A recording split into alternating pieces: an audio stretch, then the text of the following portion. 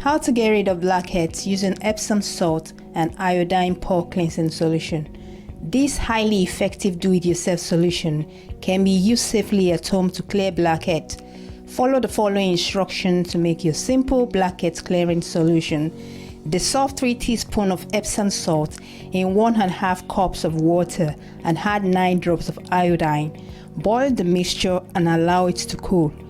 Use a cotton pad to apply the solution to the blackheads. This solution can also be used to clean the pores.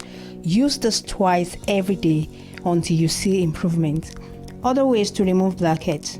To safely remove a blackhead, use a blackhead extractor available online and in drugstore near you. Follow the application instruction included with the extractor to safely remove the blackhead.